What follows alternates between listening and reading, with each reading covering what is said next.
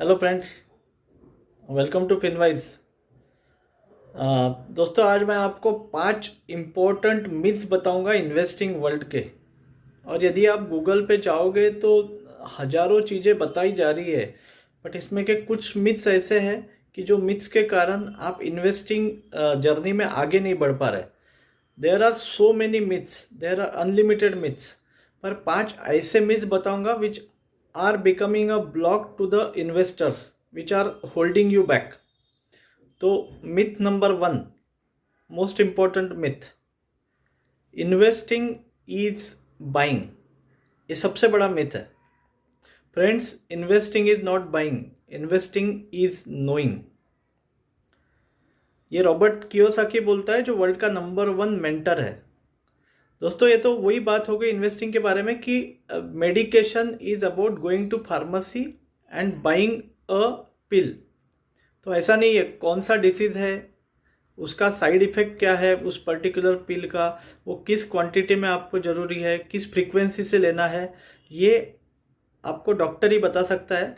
और स्पेसिफिक एक certified medical practitioner ही आपको गाइड कर सकता है। ठीक इसी प्रकार इन्वेस्टिंग में भी आपको क्या ज़रूरी है, क्या ज़रूरी नहीं है, कौन सा प्रोडक्ट आपके लिए ज़रूरी है, ये सिर्फ एक आपको फाइनेंशियल एडवाइज़र ही बता सकता है। It is not about the good product, it is about the product which is good और bad for you.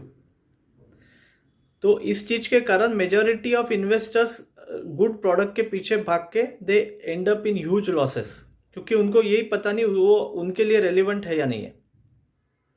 Second most important myth, it is I need to know the market direction to be a successful investor.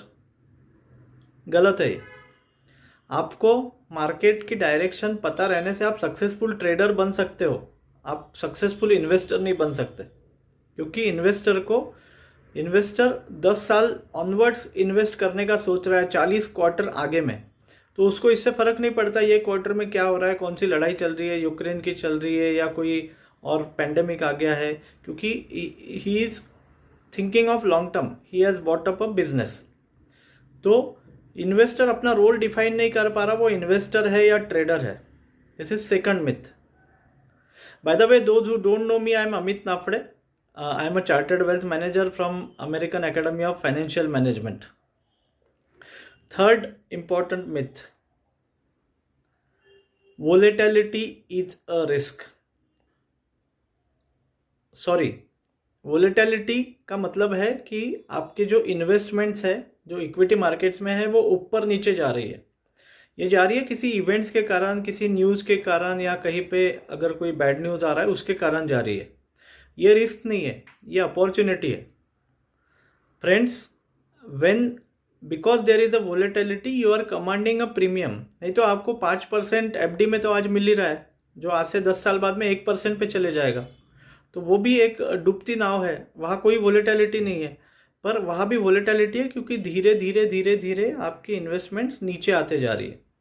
Equity market में, equity funds में या stock market में, क्योंकि volatility रहती है, market ऐसा ऐसा ऊपर नहीं जाता है, धीरे धीरे करके ऊपर जाता है। तो ये वोलेटिलिटी आपको 10% का प्रीमियम देती है, इसलिए वहाँ पे आपको 12 से 15% रिटर्न्स मिलता है। So volatility is a opportunity, it is not a risk. Fourth most pervasive confusion myth among investors, good funds create good portfolio.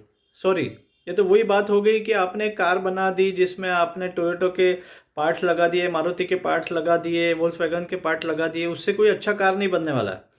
क्योंकि सारे अच्छे बैट्समैन हैं तो एक टीम में सारे बैट्समैन बना दिए। Designing a portfolio is a different skill. It is correct mix at correct time. सिर्फ अच्छे क्वालिटी का बासमती राइस लाने से अच्छा पुलाव नहीं बनेगा। It is about cooking. So it is a exclusive skill that advisers know. Google पे आपको अच्छे फंड्स पास परफॉर्मेंस के बेसिस पे सिर्फ दिए जाते हैं, और वो पास परफॉर्मेंस का एक और प्रॉब्लम यह है कि you can not gain from past performance. So it is a biggest myth in my view in the investors mind कि good funds create good portfolio. और पांचवा मिथ है जो बहुत स्केरी है, यू हैव अ पोर्टफोलियो जो 15% return दे रहा है, but good portfolios will take me to my goals. Sorry, this is another big myth which can end up in a old age poverty. Friends, एक portfolio है जिसमें 17% return आ गए और एक पोर्टफोलियो है जिसमें 10% रिटर्न्स आ गए. कौन सा पोर्टफोलियो गोल्स की तरफ लेके जाएगा? जिस पोर्टफोलियो में 17% रिटर्न आ गए वो रिटायरमेंट के दिन 35 लाख का है और उस बंदे को रिटायरमेंट के लिए 2.5 करोड़ की ज़रूरत है. तो हाई रिटर्न वाला पोर्टफोलियो 8-10 साल में या 3-4 साल में ख़त्म हो जाएगा.